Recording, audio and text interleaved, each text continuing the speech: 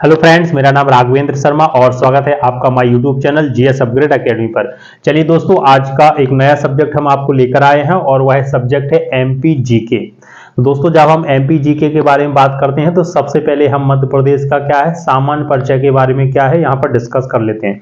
दोस्तों, जब भी आप किसी व्यक्ति से मिलते हैं तो सबसे पहले उसका क्या जानते हैं, सबसे पहले उसका नाम जानते हैं, उसका परिचय जानते हैं, फिर उसकी विशेषताएं जानते हैं, क्वालिटी जानते हैं, फिर उसके बारे में डीपली भी मतलब जानने लगते हैं, है ना। तो ऐसे ही हमको क्या करना है, एमपी जीके के बारे में सबसे पहले हमें क्या करना है, यहाँ पर नाम के बारे में डिस्कस करना है, फिर उसकी स्थापना, भौगोलिक स्थिति, उसका विस्तार, क्षेत्रफल, है ना। तो सारी चीजें हमें आज यहाँ मध्य प्रदेश में क्या है कवर करने वाले हैं। और दोस्तों, हम एमपी जीके इतना डिटेल से पढ़ने वाले हैं कि यहाँ से आपके एमपी पीएससी से लेके एसआई व्यापम सारे के सारे एग्जाम क्या है यहाँ से आपके कवर होने वाले हैं। ठीक है दोस्तों, तो अब हम एमपी जीके यहाँ पर पढ़ने वाले हैं। दोस्तों, जब हम एमपी जीके की बात करते हैं तो सबसे पहले हम देख लेते हैं नाम। आप किसी भी व्यक्ति से मिलेंगे तो सबसे पहले उसका क्या देखेंगे, नाम देखेंगे। तो यहां पर देख लेते हैं कि जो हमारे, जैसे हम मध्य प्रदेश के निवासी है ना, तो सबसे पहले हम इसका नाम देख लेते हैं। तो आप देखेंगे कि हमारे राज्य का नाम क्या है, हमारे राज्य का नाम क्या है, तो आप देखेंगे मध्य प्रदेश। जो हमारे राज्य का नाम है वह क्या नाम है, मध्य प्रदेश है। और दोस्तों, आप यह जो नाम देखेंगे, यह नाम किसके द्वारा दिया गया था, तो यह नाम पंडित जवाहर लाल नेहरू,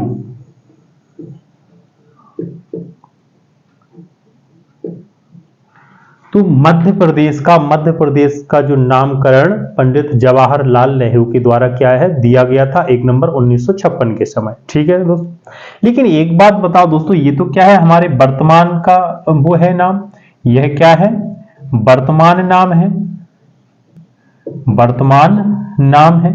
लेकिन इसका प्राचीन नाम भी होगा फिर, यानी हम इसका पुराना नाम देखें, इसका पुराना नाम देखें तो आप देखेंगे कि इसका जो पुराना नाम है, यानी इसका जो पुराना नाम, इसका आप देखेंगे जो पुराना नाम है, यानी अंग्रेजों के समय इसका जो नाम था वह था सेंट्रल प्रोविंसेस एंड बरार। और यह दोस्तों कब का नामकरण था, यह अंग्रेजों के जमाने में मध्य प्रदेश नाम का कोई राज्य नहीं था। उस समय मध्य प्रदेश के भाग को क्या कहा जाता था, सेंट्रल प्रोविंसेस एंड बरार। यानी अंग्रेजों के जमाने में हमारे मध्य प्रदेश यानी हमारे राज्य का नाम सेंट्रल प्रोविंसेस एंड बरार था। ठीक है दोस्तों, तो यहां से आपके दो क्वेश्चन बन रहे हैं कि मध्य प्रदेश के नाम से नामकरण किसने किया। आप आंसर करेंगे सर जवाहरलाल नेहरू के द्वारा किया गया। फिर दूसरा आप आंसर करेंगे मध्य प्रदेश को मध्य प्रदेश से पहले किस नाम से जाना जाता था। आप आंसर करेंगे sir Central Provinces and Berar के नाम से मध्य प्रदेश को जाना जाता था। ठीक है दोस्तों, यहां तक क्लियर हो गई।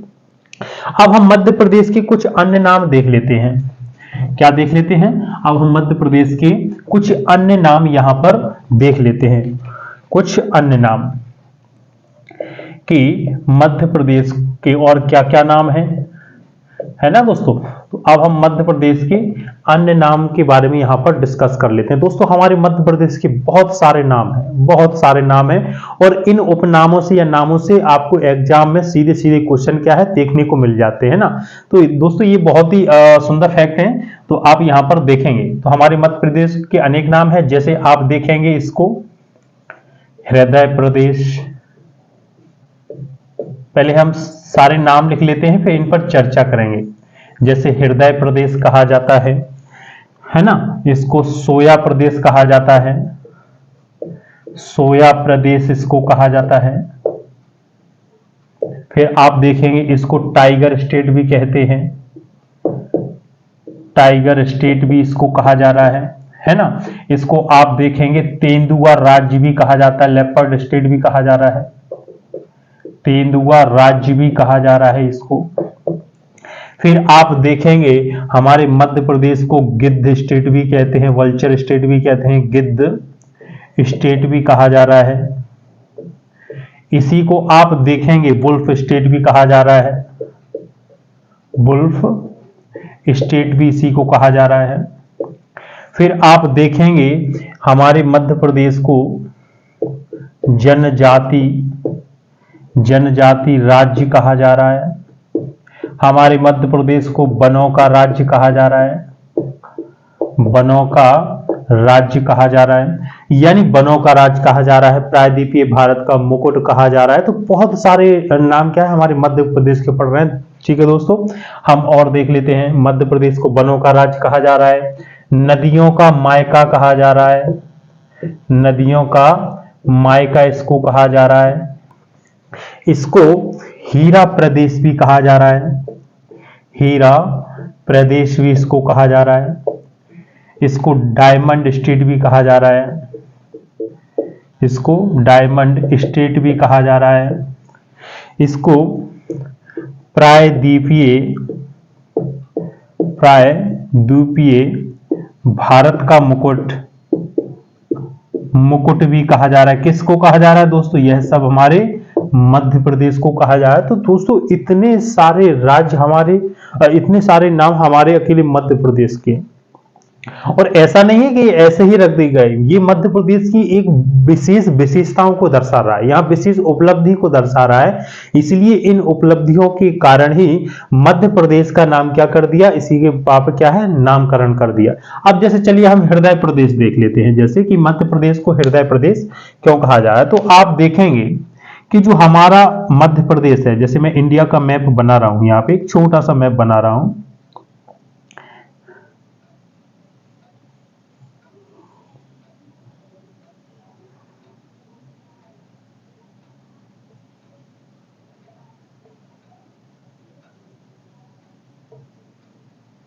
तो आप देखेंगे यह हमारा भारत है, और आप यहां पर देखेंगे कि जो हमारा मध्य प्रदेश है, जो हमारा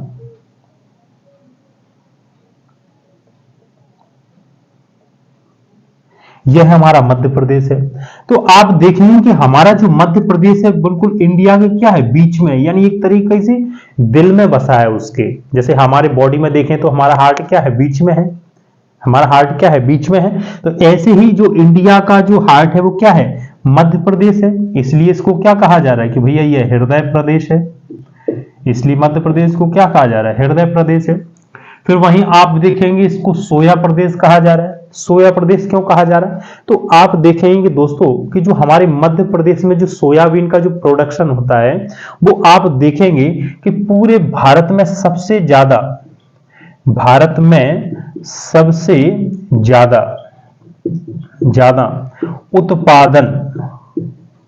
उत्पादन सोयाबीन का कहां होता है, मध्य प्रदेश में होता है। उत्पादक सोयाबीन अकेले कौन करता है, अकेले ओनली मध्य प्रदेश करता है।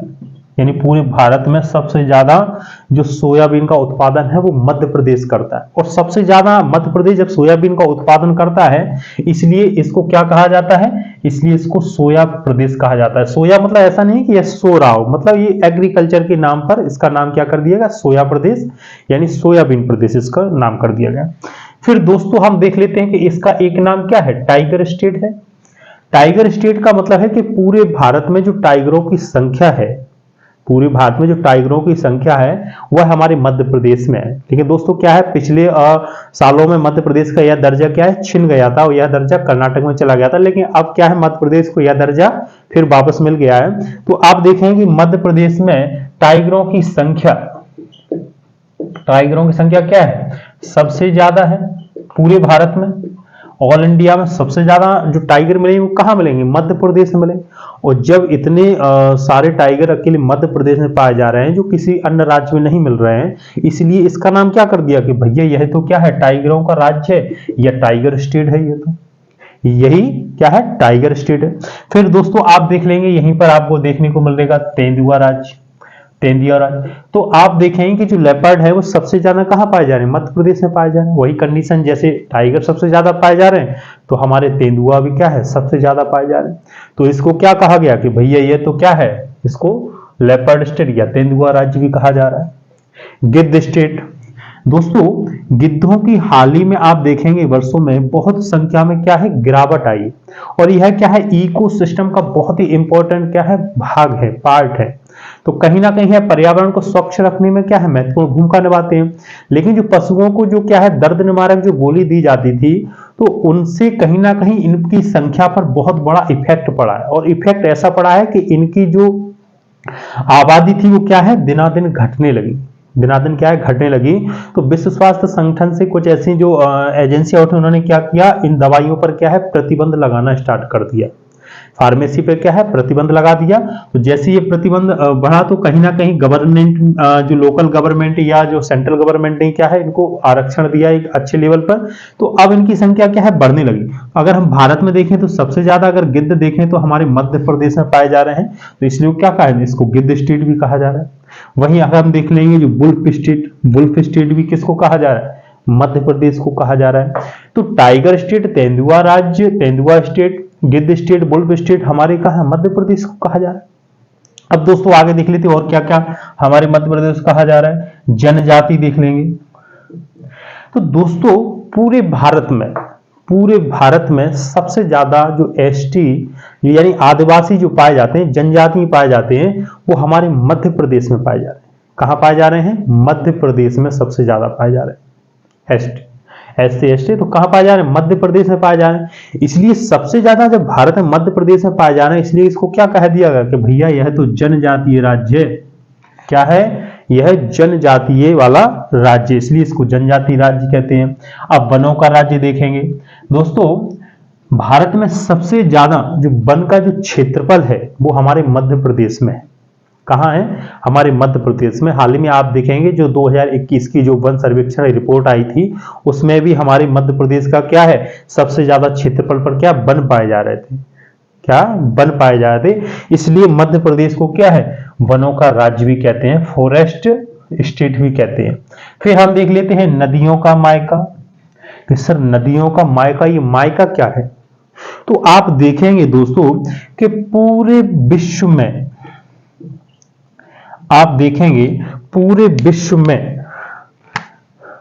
विश्व में सबसे ज्यादा जो नदियां हैं, सबसे ज्यादा जो नदियां हैं वो हमारे भारत में है। कहां है दोस्तों, भारत में है।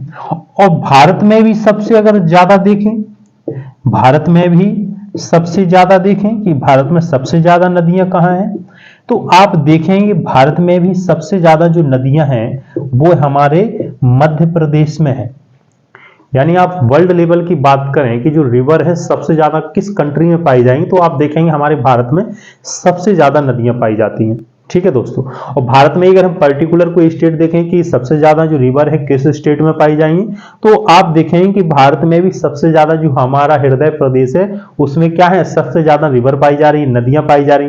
तो एक बात आप याद रखो दोस्तों कि यहाँ सबसे ज्यादा नदियां पाई जा रही हैं, कहां पाई जा रही हैं, हमारे मध्य प्रदेश में पाई जा रही। और मध्य प्रदेश में दोस्तों कितनी नदियां पाई जा रही, तो आप आंसर करेंगे लगभग सर 207 ऐसी नदियां हैं जो मध्य प्रदेश में क्या है निकल रही हैं। 207 नदियां, और इसमें छोटी बड़ी नदियां क्या है मध्यम सभी शामिल है। और आप देखेंगे कि मध्य प्रदेश की जो अधिकांश नदियां हैं वो प्रायद्वीपीय नदियां यानी अन्य नदियों में क्या है मिल जा रही हैं। तो मध्य प्रदेश में इतनी सारी नदियां अकेले मध्य प्रदेश से निकल रही हैं, इसलिए इसको क्या कहा जा रहा है कि भैया यह तो नदियों वाला राज्य है, नदियों का क्या है मायका है। यानी यहां से सबसे ज्यादा नदियां निकल रही हैं और अन्य राज्यों में जा रही हैं, किसी नदियों में जा रही हैं और बंगाल की खाड़ी और क्या है अरब सागर तक जा रही हैं। तो इसलिए इसको क्या कहा जा रहा है कि सर इसको नदियों का मायका भी कहा जा रहा है। अब देख लेते हैं और क्या कहा जा रहा है। हीरा प्रदेश, कितना सुंदर नाम है हीरा प्रदेश, डायमंड स्टेट। तो आप देखेंगे जो मध्य प्रदेश है यानी भारत में सबसे ज्यादा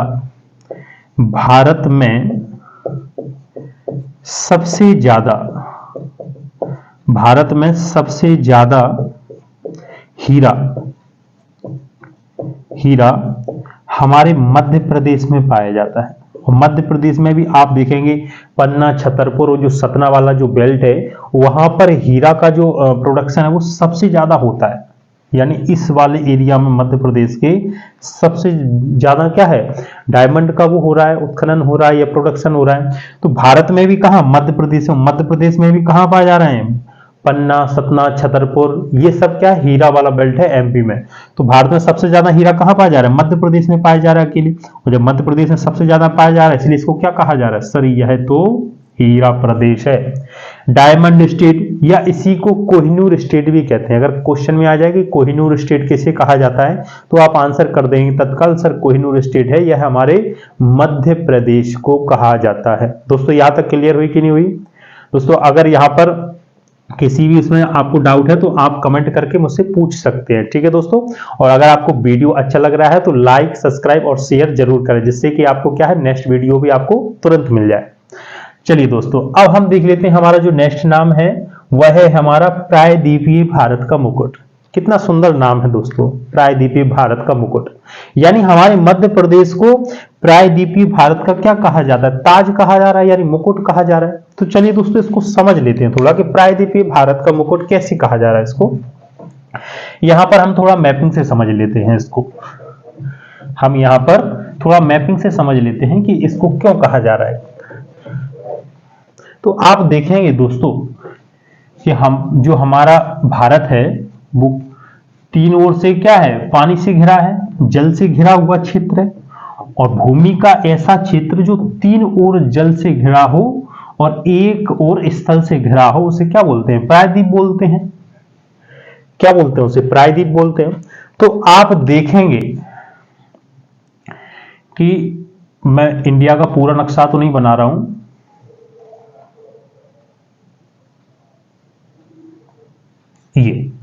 ये मैंने प्रायद्वीप भाग, और यहां पर आप देखेंगे दोस्तों यहां तक ये, और यहां पर आप देखेंगे दोस्तों कि यह सब क्या है, यह अरब सागर है। क्या है दोस्तों, अरब सागर है। यहां आप देखेंगे हिंद महासागर है, ये क्या है, हिंद महासागर है। दोस्तों वैसे देखा जाए तो यह क्या है, हिंद महासागर के ही पार्ट हैं दो, है ना। ज्योग्राफी में आप बहुत सारा डिटेल से पढ़ेंगे मुझसे। तो यहां पर आप देखेंगे दोस्तों कि यह वाला जो हिस्सा है यह आपको बंगाल की खाड़ी नजर आ रही है। क्या है, बंगाल की खाड़ी। तो दोस्तों मध्य प्रदेश के पश्चिम में अरब सागर है, पूरब में बंगाल की खाड़ी है, सॉरी भारत के पश्चिम में अरब सागर है और भारत के पश्चिम में बंगाल की खाड़ी है, और भारत के जस्ट दक्षिण में क्या है, हिंद महासागर है ना। अब यहीं आप देखें कि यह हमारा क्या है, मध्य प्रदेश है। यह हमारा क्या है,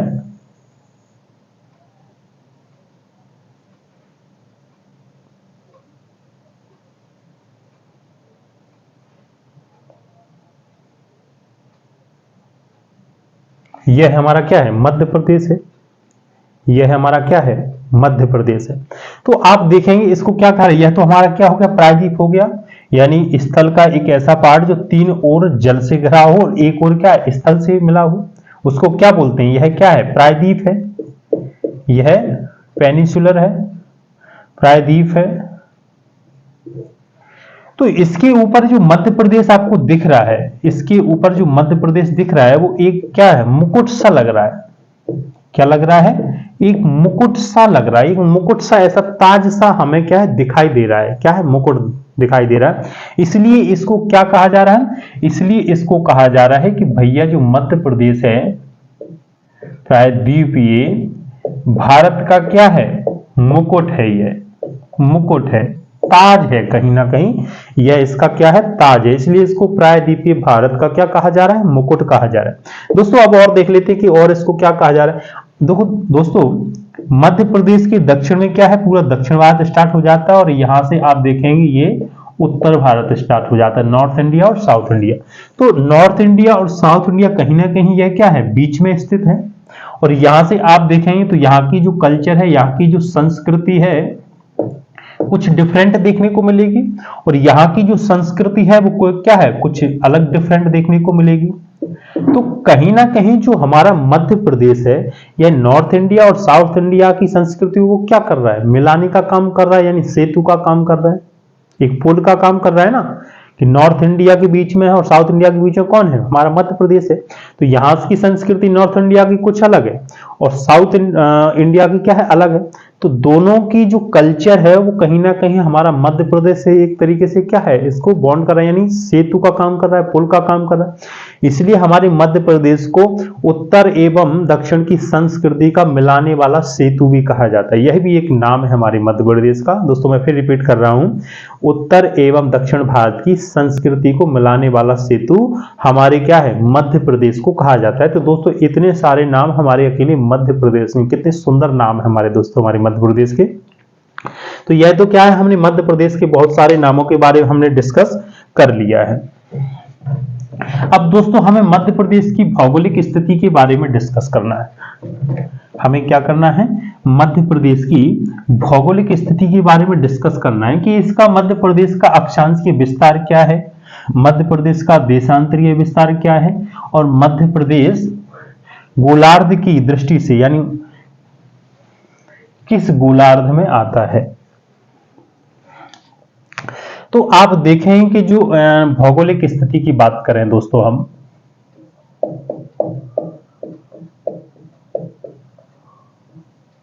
भौगोलिक स्थिति,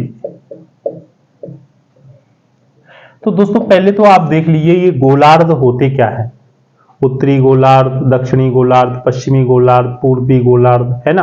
तो ये होते क्या है, फिर आप देख लेंगे अक्षांश क्या होते हैं, देशांतर क्या होते हैं, तो हम देख लेते हैं थोड़ा।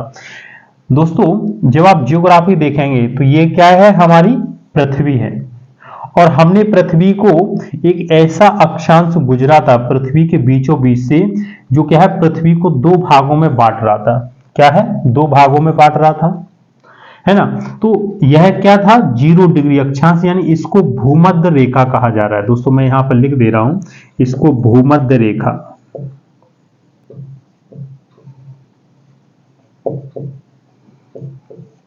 भूमध्य रेखा। तो यहां कर भूमध्य रेखा से हम इधर उत्तर को गए तो क्या है, यह उत्तरी गोलार्ध, और यहां से साउथ में गए तो क्या है, यह दक्षिणी गोलार्ध है।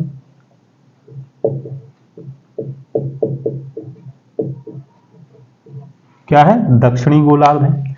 फिर हम देखेंगे दोस्तों कि मैं एक डायग्राम यहां बना दे रहा हूं, फिर आप देखेंगे तो क्या है, अक्षांश की दृष्टि से है। अक्षांश की दृष्टि से हमने देखा कि 0 डिग्री से हम नॉर्थ की साइड गए तो इसको उत्तरी गोलार्ध बोल रहे हैं, और 0 डिग्री से हम नीचे गए तो इसको क्या बोल रहे हैं, इसको हम दक्षिणी गोलार्ध बोल रहे हैं। फिर हम देशांतरीय दृष्टि से देख लेंगे तो आप देखेंगे कि यह क्या है, 0 डिग्री देशांतर है, यह 0 डिग्री देशांतर है। और यह जो 0 डिग्री जो देशांतर है, यानी जो 0 डिग्री देशांतर है, यह पृथ्वी को क्या है, दो भागों में डिवाइड कर रहा है। क्या कर रहा है, 2 पार्टों में डिवाइड कर रहा है। और यह क्या, किस कौन कौन से पार्ट में डिवाइड हो रही है, तो आप देखेंगे पश्चिमी गोलार्ध और पूर्वी गोलार्ध।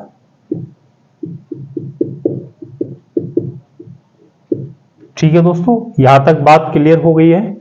ठीक है, यानी जो अक्षांश भूमध्य रेखा डिवाइड करेगी वो उत्तरी गोलार्ध दक्षिण गोलार्ध में करेगी डिवाइड, और जो 0 डिग्री देशांतर होगा वो पश्चिमी गोलार्ध और पूर्वी गोलार्ध में क्या करेगा, डिवाइड करेगा। अब हम देख लेते हैं अक्षांशीय और देशांतरीय दृष्टि से भारत क्या है, जो हमारा मध्य प्रदेश है वो किस डायरेक्शन में है। तो सबसे पहले हम भारत देख लेते हैं यहाँ पे दोस्तों। ठीक है दोस्तों, अब मैं इसी में आपको समझा रहा हूं, जैसा कि आपने को समझ में आ गया होगा, मैंने बता दिया कि पूर्वी गोलार्ध, पश्चिमी गोलार्ध, उत्तरी गोलार्ध, दक्षिणी गोलार्ध। तो आप देखेंगे दोस्तों यह तो क्या है, 0 डिग्री अक्षांश था, और यहीं पर जो देशांतर गुजर रहा है, यानी अक्षांश और देशांतर ऐसे गुजर रहे हैं। तो आप देखेंगे कि जो हमारा इंडिया है वो यहां है, हमारा जो हमारा भारत है वो कहां पर है, यहीं पर है।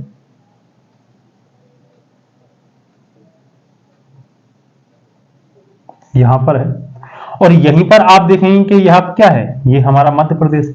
तो आप देखेंगे कि हमारा जो भारत है वो उत्तर पूर्वी गोलार्ध में क्या है, स्थित है। उत्तर पूर्वी गोलार्ध में क्या है हमारा स्थित है, तो मध्य प्रदेश भी क्या होगा, यहीं स्थित होगा। जब हमारा इंडिया स्थित है तो इंडिया में ही क्या है, हमारा हृदय प्रदेश है। तो आप देखेंगे कि हमारा जो अगर देखेंगे जो भारत है वो उत्तर पूर्वी गोलार्ध में स्थित है। क्या है, उत्तर पूर्वी गोलार्ध में स्थित है। फिर हम देखेंगे, अब बात करते हैं अक्षांश। तो आप देखेंगे कि 0 डिग्री से 1 डिग्री ऊपर जाने पर, यानी भूमध्य रेखा के क्षैतिज में खींचे गए वृत्त क्या कहला रहे हैं, यहां अक्षांश कहला रहे हैं। और लंबवत खींचे गए अक्षांश के क्या कहला रहे हैं, देशांतर कहला रहे हैं। देशांतर कहला रहे हैं। यह पूरी यानी पूरे इसमें क्या है, ऐसे ऐसे सब ये देशांतर कहला रहे हैं। और यह क्यों ऐसे पूरे पृथ्वी पर खींचे जा रहे हैं, क्योंकि इनसे क्या है, यानी जो ग्रिड आपको बन रही है, यहां से किसी भी क्षेत्र की लोकेशन, स्थिति, जलवायु, तापमान, आर्द्रता, यहां से सब टेम्परेचर सब नाप लिया जाता है इन्हीं ग्रिडों से। तो अब हमें ये समझ में आ गया कि मध्य प्रदेश, यानी हम देखेंगे ये 0 डिग्री लाइन है, तो हमारा जो भारत है वो क्या है, उत्तरी अक्षांश में स्थित है। क्या है, उत्तरी अक्षांश में स्थित है। और देशांतर में देखेंगे तो क्या आ रहा है, पूर्वी देशांतर है ना, पूर्वी गोलार्ध में स्थित है हमारा भारत। तो अब हम यहां पर मध्य प्रदेश की क्या है, अक्षांशीय और देशांतरीय दृष्टि देख लेते हैं। दोस्तों वैसे ये ज्योग्राफी का टॉपिक है, वहां जब मैं आपको ज्योग्राफी पढ़ाऊंगा तो बहुत सारा डिटेल पढ़ाऊंगा, यानी आपके जितने भी डाउट क्वेश्चन होंगे आप एक बार मुझसे पढ़ लेंगे तो जीवन में कभी ज्योग्राफी पढ़ने की जरूरत नहीं पड़ेगी। इस लेवल से और उस तरीके से हम आपको समझाएंगे। ठीक है दोस्तों, अब हम देख लेते हैं मध्य प्रदेश का जो अक्षांशीय और देशांतरीय विस्तार। तो दोस्तों हम पहले यहां से मैप बना लेते हैं, मध्य प्रदेश का नक्शा बना लेते हैं।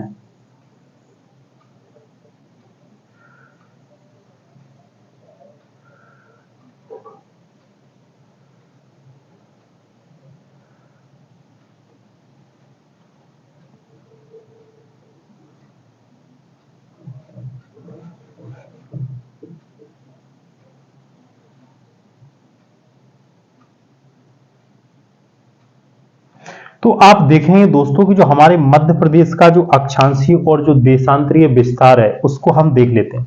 तो आप देखेंगे दोस्तों कि जो हमारे मध्य प्रदेश का यानी जो अक्षांशीय विस्तार है, यानी हमारा जो मध्य प्रदेश है वो कहां से स्टार्ट हो रहा है, यहां से स्टार्ट हो रहा है हमारे मध्य प्रदेश का।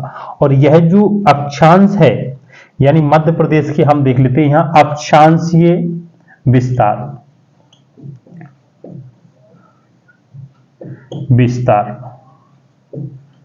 मध्य प्रदेश का अक्षांशीय विस्तार। तो आप देखेंगे कि जो मध्य प्रदेश का अक्षांशीय विस्तार है वो है 21 डिग्री 6 मिनट उत्तरी अक्षांश से कितना है, यहां पर आप देखेंगे 26 डिग्री 30 मिनट उत्तरी अक्षांश तक। यानी मध्य प्रदेश का जो अक्षांशीय विस्तार है वो 21 डिग्री 6 मिनट उत्तरी अक्षांश से लेके, यानी यहां से हमारा मध्य प्रदेश का क्या है, अक्षांशीय विस्तार है, कहां तक पाया जा रहा है, 26 डिग्री 30 मिनट तक उत्तरी अक्षांश क्या है, पाया जा रहा है। यानी यहां तक मध्य प्रदेश का आप देखेंगे यहां पर इतना विस्तार हमारे अक्षांश की दृष्टि से मध्य प्रदेश का पाया जा रहा है।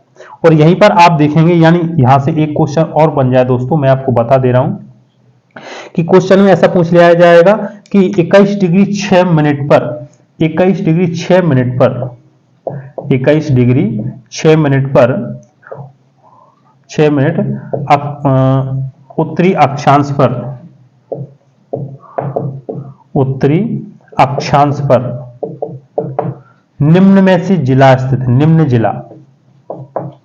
निम्न जिला स्थित है। यानी आपसे यहां पूछ लिया जाएगा कि जो 21 डिग्री 6 मिनट से जो मध्य प्रदेश का क्या है, यहां से विस्तार आपको देखने को मिलेगा। तो यहां पर देख लेंगे कि 21 डिग्री 6 मिनट जो मध्य प्रदेश का जो यहां से स्टार्टिंग पॉइंट है, यहां कौन सा जिला पड़ रहा है, तो आप देखेंगे यहां पर हमारा बुरहानपुर पड़ रहा है। क्या पड़ रहा है, बुरहानपुर। बुरहानपुर देखने को मिलेगा। तो 21 डिग्री 6 मिनट पर मध्य प्रदेश का बुरहानपुर देखने को मिलेगा। और यही दोस्तों क्या है, मध्य प्रदेश का सबसे दक्षिणी बिंदु है। क्या है, मध्य प्रदेश का सबसे दक्षिणी बिंदु है। यानी मैं आपको यही बता दे रहा हूं, यह सबसे दक्षिणी बिंदु है, यह दक्षिणी बिंदु है। और दक्षिणी बिंदु पर कौन सा है, यानी हमारा 21 डिग्री 6 मिनट मध्य प्रदेश का क्या है, सबसे दक्षिणी बिंदु। फिर हम वहीं देख लेंगे कि यह जब सबसे दक्षिणी बिंदु है तो मध्य प्रदेश का सबसे उत्तरी बिंदु देख लेंगे। तो मध्य प्रदेश का सबसे उत्तरी बिंदु कौन है, 26 डिग्री 30 मिनट उत्तरी अक्षांश। मध्य प्रदेश का सबसे दक्षिण बिंदु कौन है, 26 डिग्री 30 मिनट उत्तरी अक्षांश। यानी इसके बाद मध्य प्रदेश का क्या है, विस्तार नहीं पाया जाएगा, यानी यहीं तक मध्य प्रदेश का क्या है, उत्तरी विस्तार है। तो यह तो क्या हो गए, हमारे अक्षांशीय स्थिति मध्य प्रदेश को दर्शा रहा है।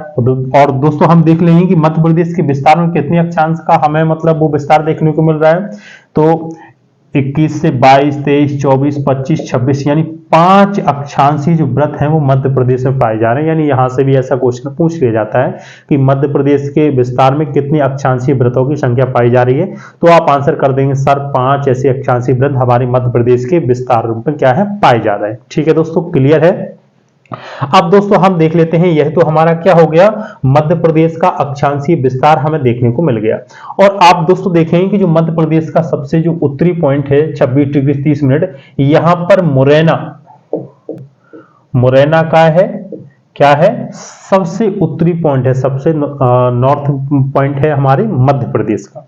तो यह तो क्या है, हमारा विस्तार हो गया अक्षांशीय दृष्टि से मध्य प्रदेश का। अब दोस्तों हम देख लेते हैं मध्य प्रदेश का जो देशांतरीय विस्तार है, यानी मध्य प्रदेश का जो देशांतरीय विस्तार है, यानी यहां से लेके यहां तक जो सिंगरौली तक, जो मध्य प्रदेश का क्या है, देशांतरीय विस्तार है। और देशांतरीय में आप देखेंगे कि जो व्रत होते हैं वो क्या है, ग्लोब पर लंबवत होते हैं, है ना, क्या होते हैं, परपेंडिकुलर होते हैं।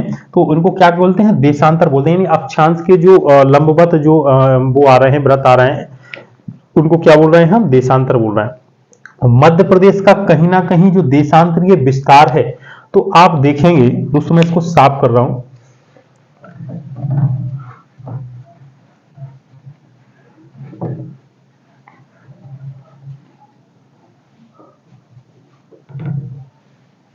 तो मध्य प्रदेश का जो देशांतरीय विस्तार है, तो यानी यहां पर आप देखेंगे, यानी जो अलीराजपुर है, यहां पर आप देखेंगे जो मध्य प्रदेश का जो देशांतरीय विस्तार है वो देखेंगे आप 74 डिग्री 9 मिनट पूर्वी देशांतर, पूर्वी देशांतर से लेकर, यानी यहां से लेकर मध्य प्रदेश का जो विस्तार है दोस्तों वो यहां तक पाया जा रहा है। यानी मध्य प्रदेश का देशांतरीय विस्तार यहां से शुरू होता है, कहां से शुरू होता है, 74 डिग्री 9 मिनट पूर्वी देशांतर से शुरू हो रहा है। और कहां तक जा रहा है, यानी ईस्ट तक जा रहा है। और ईस्ट तक जो जा रहा है, इसका जो लास्ट पॉइंट है और वह है कितना है, 82 डिग्री 48 मिनट पूर्वी देशांतर, पूर्वी देशांतर। तो दोस्तों मध्य प्रदेश का जो विस्तार है वो 74 डिग्री 9 मिनट पूर्वी देशांतर से लेकर 82 डिग्री 48 मिनट पूर्वी देशांतर तक पाया जा रहा है। यानी इतना मध्य प्रदेश का विस्तार। अब दोस्तों यहां से क्वेश्चन देख लेते हैं कि जैसे हमने आपको बताया था कि मध्य प्रदेश का अक्षांशीय विस्तार में कितने अक्षांशीय वृत्त पाए जाए, तो आपने देखा था कि 21 से 26 तक, लेकिन आप 5 देखेंगे ऐसे, है ना, 5 अक्षांशीय वृत्तों का क्या है, मध्य प्रदेश में विस्तार पाया जा रहा है। वही सेम क्वेश्चन हम यहां से देशांतरीय विस्तार से ही बना लेंगे कि मध्य प्रदेश का देशांतरीय विस्तार में कितने व्रतों की संख्या पाई जा रही है। तो आप देखेंगे कि 74 से लेके 82 कितने पाए जा रहे हैं, 74 से देखेंगे आप 75, 76, 77, 78, 79, 80, 81, 82। तो आप देखेंगे यहां पर 8 देशांतरीय व्रत पाए जा रहे हैं। क्या पाए जा रहे हैं, मध्य प्रदेश का 8 देशांतरीय व्रतों में क्या है, देशांतरीय व्रत तक क्या है, विस्तार पाया जा रहा है यहाँ पर। ठीक है, अब दोस्तों यहीं पर हम देख लेते हैं कि मध्य प्रदेश का सबसे जो पश्चिमी जिला है, यानी पश्चिमी जो पॉइंट है, और वो पॉइंट कौन सा कहां पर है, 74 डिग्री 9 मिनट पूर्वी देशांतर पर। तो आप देखेंगे उस पॉइंट पर एक जिला आ रहा है और उस जिले का नाम है अलीराजपुर। क्या है? अलीराजपुर।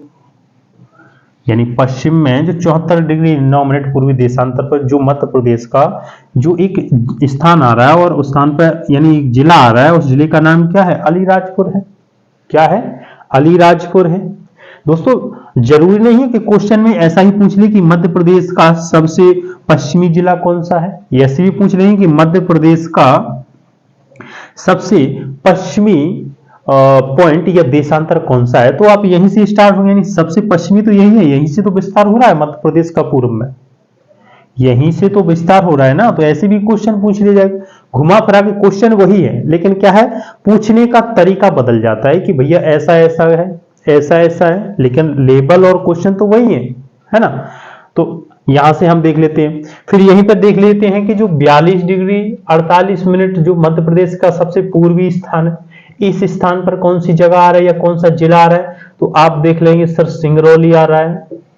ऊर्जा राजधानी मध्य प्रदेश की क्या आ रहा है? सिंगरौली आ रहा है। तो यह मध्य प्रदेश का क्या है? सबसे पूर्वी जिला हमें देखने को मिलता है। तो दोस्तों यह तो हमने क्या है मध्य प्रदेश का अक्षांशीय और क्या है देशांतरीय विस्तार देख लिया। क्या देख लिया? अक्षांशीय और देशांतरीय विस्तार देख लिया। अक्षांशीय में हमने दोस्तों क्या देखा था?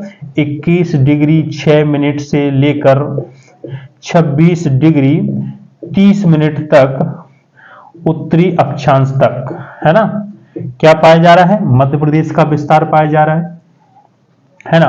और वहीं देशांतर में देखा था हमने 74 डिग्री 9 मिनट से 82 डिग्री 48 मिनट तक क्या पाया जा रहा है? मध्य प्रदेश का देशांतरीय विस्तार पाया जा रहा है। दोस्तों यह हमारा मध्य प्रदेश का, यह दोस्तों वर्तमान की स्थिति में है।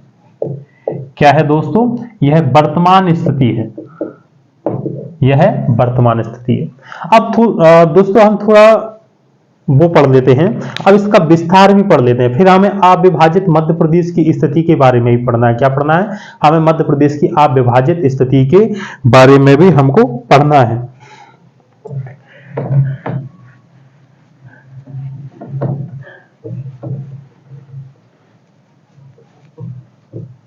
तो यह तो दोस्तों हमने अक्षांशीय और देशांतरीय विस्तार हमने पढ़ लिया है मध्य प्रदेश का। अब हमको दोस्तों मध्य प्रदेश का विस्तार पढ़ना है, यानी मध्य प्रदेश की नॉर्थ ईस्ट से लंबाई कितनी है ना, सॉरी और साउथ नॉर्थ की कितनी है ना, ईस्ट वेस्ट की कितनी लंबाई है। तो यह लंबाई हमें क्या है मध्य प्रदेश की, अब यहां पर विस्तार पढ़ना है थोड़ा। अब हमें मध्य प्रदेश का विस्तार पढ़ना है।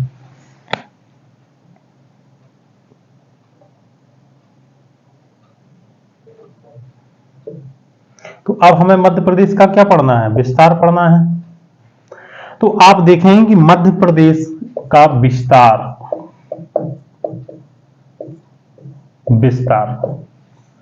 तो आप देखेंगे कि जो हमारा मध्य प्रदेश है, यानी इसकी उत्तर से जो दक्षिण की लंबाई है, यानी यहां मुरैना से लेके बुरहानपुर, तो आप देखेंगे उत्तर से दक्षिण की जो लंबाई है मध्य, यानी बुरहानपुर से हम चलते हैं और बुरहानपुर से हम ट्रेन के द्वारा सीधे चलते हैं और मुरैना तक पहुंच जाते हैं। तो आप देखें आपने जो ट्रेवल की बुरहानपुर से लेकर मुरैना तक आप पहुंचे, तो वहां आपने देखा कि इसकी जो लंबाई है वो 605 किलोमीटर है। कितनी है? 605 किलोमीटर है, यानी बुरहानपुर से लेकर मुरैना तक इसकी लंबाई कितनी है? 605 किलोमीटर। ठीक है सर, हमने ये भी देख लिया। अब आप देखें सर पूरब से हम पश्चिम चलें या पश्चिम से पूरब चलें, तो इसकी लंबाई भी हमें देखना है। तो ठीक है भैया, हम यहाँ चलते हैं, यानी हम यहाँ से अलीराजपुर से बैठते हैं और सिंगरौली तक चलते हैं। और जैसे ही हम अलीराजपुर से ट्रेन से बैठे और सिंगरौली जा रहे हैं, यानी हम ऊर्जा राजधानी जा रहे हैं, सफर करने जा रहे हैं, तो आप यहाँ से चलते चलते और यहाँ सिंगरौली पहुंच गए हैं, तो आप देखते हैं कि इसकी जो पूरब से जो पश्चिम की लंबाई है, पूरब से या पश्चिम से पूरब की लंबाई देख लेते हैं। पश्चिम से पूर्व की लंबाई कितनी है? 870 किलोमीटर। क्या है 870 किलोमीटर मध्य प्रदेश का पश्चिम से पूर्वी क्या है विस्तार पाया जाता है। कितना पाया जाता है दोस्तों 870 किलोमीटर मध्य प्रदेश का क्या है विस्तार पाया जाता है। तो दोस्तों अब ये हम देख लेते हैं मध्य प्रदेश का सबसे दक्षिणी जिला कौन सा आ रहा है फिर, तो बुरहानपुर आ रहा है। मध्य प्रदेश का सबसे पश्चिमी जिला कौन आ रहा है, अलीराजपुर आ रहा है, अलीराजपुर आ रहा है। मध्य प्रदेश का सबसे उत्तरी जिला कौन सा आ रहा है, सर मुरैना आ रहा है। मध्य प्रदेश का सबसे पूर्वी जिला कौन सा आ रहा है, सर सिंगरौली आ रहा है। क्या आ रहा है, सिंगरौली आ रहा है। तो दोस्तों ये सीधे सीधे क्वेश्चन हमें देखने को मिल जाते हैं, क्या मिल जाते हैं एग्जाम की दृष्टि से। ये वन लाइन फैक्ट बनते हैं ना कि मध्य प्रदेश का सबसे दक्षिणी जिला बताइए, तो आप आंसर कर देंगे सर बुरहानपुर आपने पढ़ाया था तो बुरहानपुर है, ठीक है। मध्य प्रदेश का सबसे पश्चिमी जिला बताइए, सर आपने अलीराजपुर बताया था तो अलीराजपुर ही है, ठीक है भैया यही भी देख लिया। सर पूर्वी तो सिंगरौली देख लिया, नॉर्थ में हमने मुरैना देख लिया। तो ये वन लाइन फैक्ट हमारे क्या है कवर हो गए। फिर हमने देख लिया मध्य प्रदेश की वर्तमान मध्य प्रदेश की यानी उत्तर से दक्षिण की जो लंबाई है 605 किलोमीटर है सर, जैसा आपने बताया।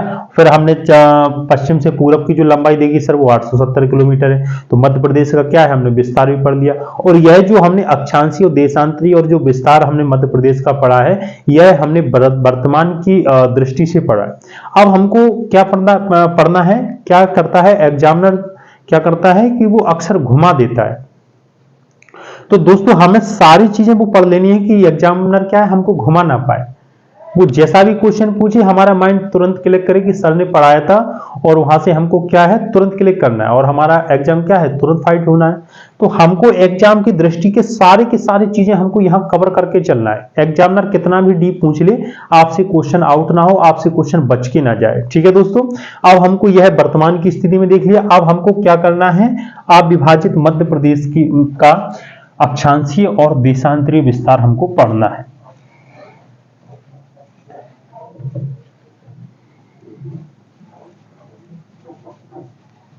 दोस्तों क्या पढ़ना है, आप विभाजित मध्य प्रदेश का अक्षांशीय और देशांतरीय विस्तार।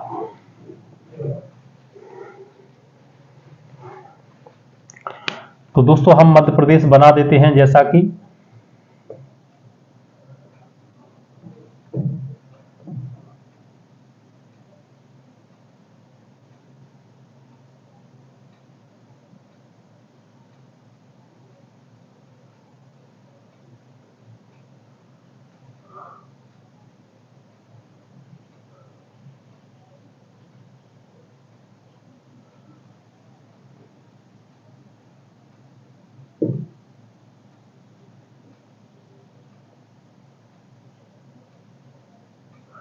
तो ये हमारा क्या है, आप विभाजित मध्य प्रदेश बन गया। आप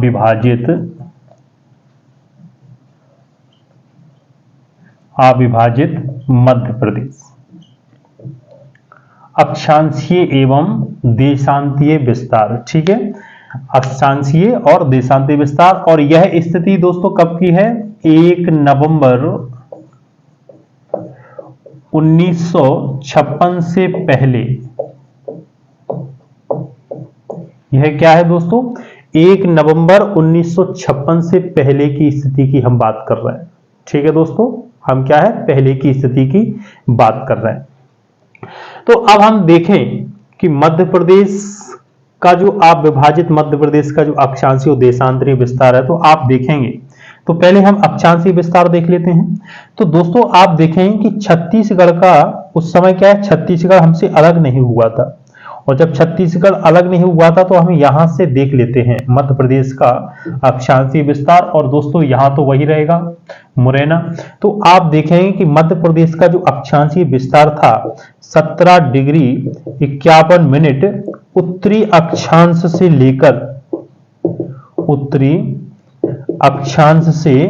लेकर कहां तक था दोस्तों, वही 26 डिग्री 30 मिनट उत्तरी अक्षांश तक।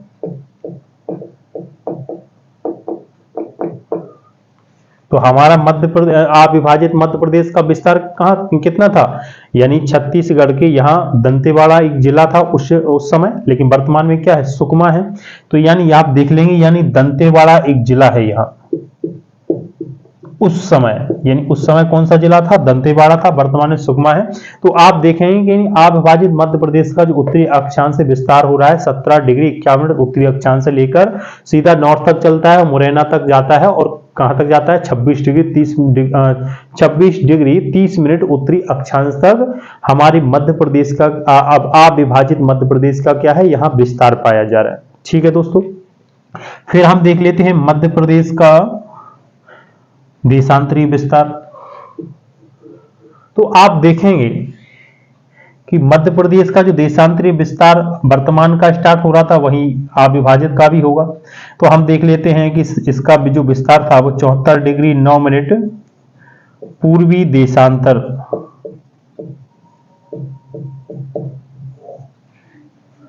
क्या है, पूर्वी देशांतर से लेकर कहां तक जा रहा है, यह 84 डिग्री 17 मिनट पूर्वी देशांतर तक, पूर्वी देशांतर तक क्या पाया जा रहा है, मध्य प्रदेश का विस्तार पाया जा रहा है। क्या पाया जा रहा है, मध्य प्रदेश का विस्तार पाया जा रहा है। यानी मध्य प्रदेश का, मैं एक बार फिर रिपीट कर रहा हूं, मध्य प्रदेश का अविभाजित मध्य प्रदेश का जो अक्षांशीय विस्तार है वो कितना है, तो आप आंसर करेंगे सर 17 डिग्री 51 मिनट उत्तरी अक्षांश से लेकर 26 डिग्री 30 मिनट उत्तरी अक्षांश तक अविभाजित मध्य प्रदेश का विस्तार पाया जाता है। फिर आप फिर रिपीट करेंगे मेरे साथ कि अविभाजित मध्य प्रदेश का जो पूर्वी देशांतर है, देशांतरीय विस्तार है, वो आप देखेंगे 74 डिग्री 9 मिनट पूर्वी देशांतर से लेकर सर 84 डिग्री 17 मिनट पूर्वी देशांतर तक अविभाजित मध्य प्रदेश का क्या है, देशांतरीय विस्तार पाया जाता है। तो यह दोस्तों हमने अविभाजित मध्य प्रदेश का अक्षांशीय और देशांतरीय विस्तार क्या है, पढ़ लिया है, कवर कर लिया है। अब दोस्तों हमको यह भी देखना है कि इस समय अविभाजित मध्य प्रदेश का सबसे नॉर्थ वाला पॉइंट कौन सा है, सबसे वेस्ट पॉइंट कौन सा है, साउथ पॉइंट कौन सा है और ईस्ट पॉइंट कौन सा है। तो आप देख लेते हैं कि मध्य प्रदेश अविभाजित मध्य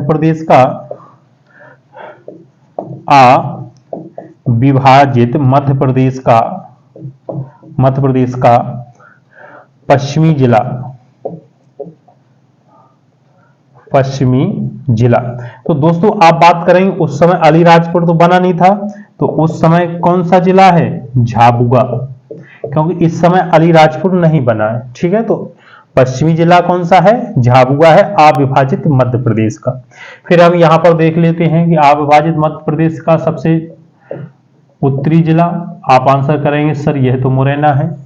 फिर आप देख लेंगे सर अविभाजित मध्य प्रदेश का सबसे पूर्वी जिला, तो आप देख लेंगे जसपुर, यह पहले भी था आज भी है जसपुर।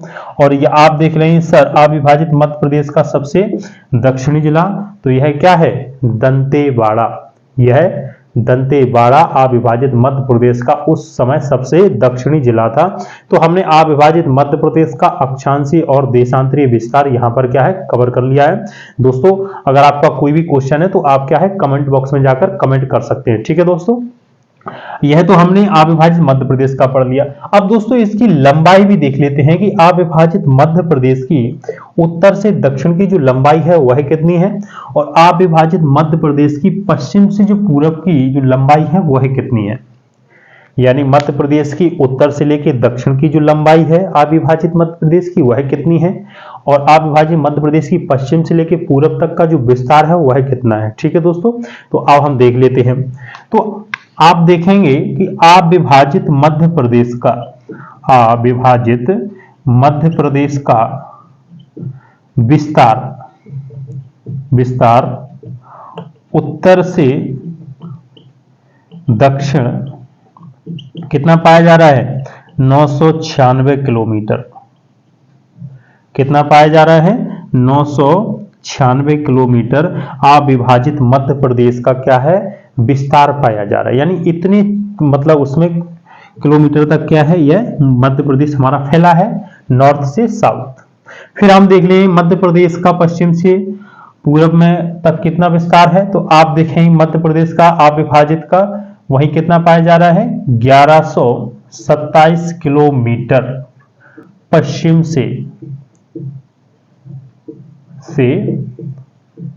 पूर्वी विस्तार। तो दोस्तों हमने मध्य प्रदेश अविभाजित मध्य प्रदेश का विस्तार ही पढ़ लिया कि नॉर्थ से साउथ तक 996 किलोमीटर है और वेस्ट से ईस्ट तक कितना है, 1127 किलोमीटर। यह दोस्तों हमने अविभाजित मध्य प्रदेश का अक्षांशीय देशांतरीय विस्तार हमने क्या है, कवर कर लिया है। और दोस्तों आप देखेंगे कि यह 1 नंबर 1956 में मध्य प्रदेश सबसे बड़ा राज्य था। क्या था? सबसे बड़ा राज्य था क्षेत्रफल की दृष्टि से। ठीक है दोस्तों, अब हम देखें यहां पर हम फैक्ट एक कवर कर लेते हैं क्षेत्रफल की दृष्टि से।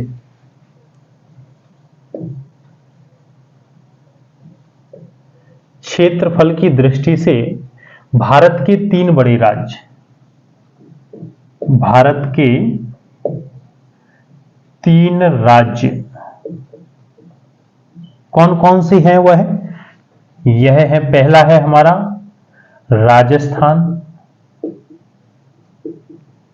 राजस्थान, दूसरा है हमारा मध्य प्रदेश और तीसरा है महाराष्ट्र।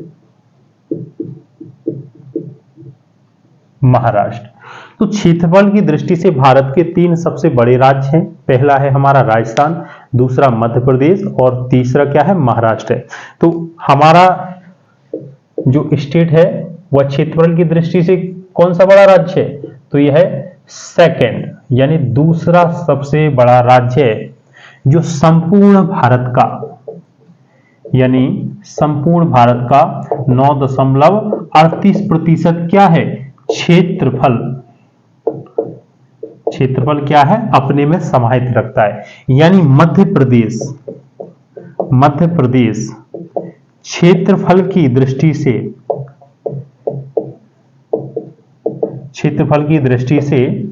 भारत का दूसरा सबसे बड़ा राज्य है। ठीक है दोस्तों, क्षेत्रफल की दृष्टि से। और संपूर्ण क्षेत्रफल का अगर हम परसेंटेज में देखें, संपूर्ण क्षेत्रफल का 9.38% अपने में क्या है, सम्मिलित किए हुए क्षेत्रफल। ठीक है, तो हमने क्या है, क्षेत्रफल भी पढ़ लिया। अब दोस्तों हमें ये देख लें कि मध्य प्रदेश का क्षेत्रफल कितना है, मध्य प्रदेश का क्षेत्रफल कितना है, तो हम देख लेते हैं। यानी मध्य प्रदेश का हम क्षेत्रफल के बारे में बात कर लेते हैं। मध्य प्रदेश का क्षेत्रफल, तो मध्य प्रदेश का हम क्षेत्रफल दोस्तों देख लेते हैं कि मध्य प्रदेश का जो क्षेत्रफल है वह कितना है। तो आप देखेंगे 3,08,252 वर्ग किलोमीटर। तो यह क्या है, हमारे मध्य प्रदेश का क्षेत्रफल है 3,08,252 वर्ग किलोमीटर, यानी यह हमारे मध्य प्रदेश का क्षेत्रफल है। और संपूर्ण भारत का जैसा कि दोस्तों हमने बताया कितना है, 9.38%। और भारत का क्या है, दूसरा सबसे बड़ा राज्य। ठीक है दोस्तों, क्या है, दूसरा सबसे बड़ा राज्य। वही हम अविभाजित भारत का देख लेते, अविभाजित मध्य प्रदेश का देख लेते हैं कि अविभाजित मध्य प्रदेश का जो क्षेत्रफल है वो कितना था।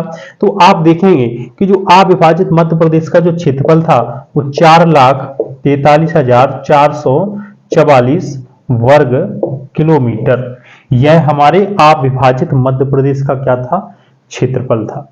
क्या था दोस्तों, अविभाजित मध्य प्रदेश का क्षेत्रफल था। तो यह दोस्तों हमने क्या है, संपूर्ण जो मोटी मोटी जानकारी क्या है, हमने बहुत सारी डीपली यहाँ पर हम करते आ रहे हैं। ठीक है दोस्तों, हमने यहाँ पर बहुत डीपली पढ़ते आ रहे हैं और यहाँ से आपके सारे एग्जाम क्या है कवर होने वाले हैं। दोस्तों अगर आपको वीडियो अच्छा लग रहा है तो आपको क्या करना है, सब्सक्राइब करना है और आपको शेयर करना है और लाइक करना है, ठीक है दोस्तों, जिससे कि आपको नेक्स्ट वीडियो भी आपको मिलता रहे। अब दोस्तों हम देख लेते हैं कि मध्य प्रदेश, जैसा कि हमने बताया था कि मध्य प्रदेश का नामकरण किसने किया था, पंडित जवाहरलाल नेहरू ने। और इसकी स्थापना कब हुई थी, 1 नवंबर 1956 को। इसकी स्थापना कब हुई थी, 1 नवंबर 1956 को। 1 नवंबर 1956 को, 1956 को। तो जब मध्य प्रदेश की स्थापना 1 नवंबर 1956 को हुई तो 1 नवंबर को मध्य प्रदेश का स्थापना दिवस मनाया जाता है। स्थापना दिवस क्या है, मनाया जाता है। ठीक है दोस्तों, 1 नवंबर 1956 को क्या मनाया जाता है, मध्य प्रदेश का स्थापना दिवस मनाया जाता है। और 1 नवंबर 1956 को ही दोस्तों इस समय भी क्या है, एक साथ कई राज्यों का गठन हुआ था, है ना दोस्तों। आप देखेंगे कि 1 नवंबर 1956 को ही हमारे जबलपुर उच्च न्यायालय की क्या हुई थी, स्थापना हुई थी, है ना। मध्य प्रदेश लोक सेवा आयोग का भाई हमारा यही इसी टाइम पर बन रहा है। तो 1 नवंबर 1956 पर काफी इंपॉर्टेंट डेट थे, तो यहाँ पे पूछ लिया जाता है मध्य प्रदेश का स्थापना दिवस कब मनाया जाता है। तो दोस्तों आप आंसर कर देंगे 1 नवंबर को मध्य प्रदेश का स्थापना दिवस मनाया जाता है। क्लियर है दोस्तों। अब हम दोस्तों एक टॉपिक जो राष्ट्र का रह गया है कि मध्य प्रदेश की ज्यामितीय आकृति किस टाइप की है।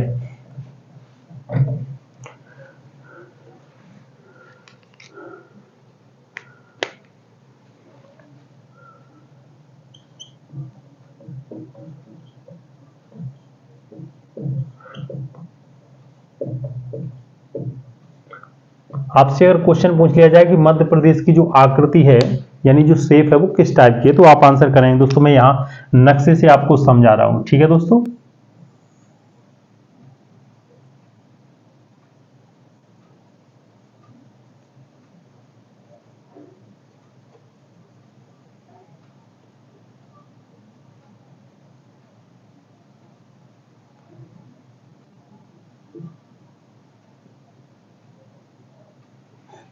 तो आप देखेंगे जो हमारे मध्य प्रदेश की जो आकृति है वो क्या है, आयताकार है। मध्य प्रदेश की जो आकृति है दोस्तों आप देखेंगे कैसी है, वह आयताकार है। कैसी है दोस्तों, आयताकार है। यानी यह है हमारी मध्य प्रदेश की क्या है, जो आकृति है वो क्या है, आयताकार है। तो यहां से आपका एक पॉइंट ये बन गया क्वेश्चन की दृष्टि से कि मध्य प्रदेश की ज्यामितीय आकृति कैसी है। तो आप आंसर कर देंगे सर जैसा कि आपने बताया था कि मध्य प्रदेश की जो ज्यामितीय आकृति है वो कैसी है, आयताकार है। तो यहां से हमने मध्य प्रदेश की आकृति भी देख ली, कैसी है दोस्तों, आयताकार है। आयताकार यानी मध्य प्रदेश की जो आकृति है वो कैसी है दोस्तों, आयताकार है। तो चलिए दोस्तों हमारा मध्य प्रदेश का पहला पार्ट कंप्लीट हो चुका है। मध्य प्रदेश जीके यानी मध्य प्रदेश का जो परिचय है वो हमने पहला पार्ट कवर कर लिया है। सेकंड पार्ट आपको नेक्स्ट वीडियो में देखने को मिलेगा और यहाँ भी हमने फर्स्ट पार्ट में काफी डीपली अध्ययन किया है। ठीक है दोस्तों, नेक्स्ट पार्ट के लिए आप क्या करिए, सब्सक्राइब करिए, जिससे कि आपको क्या है आने वाला जो नेक्स्ट वीडियो है वो आपको मिल जाए। ठीक है दोस्तों, चलिए तब तक के लिए जय हिंद जय भारत।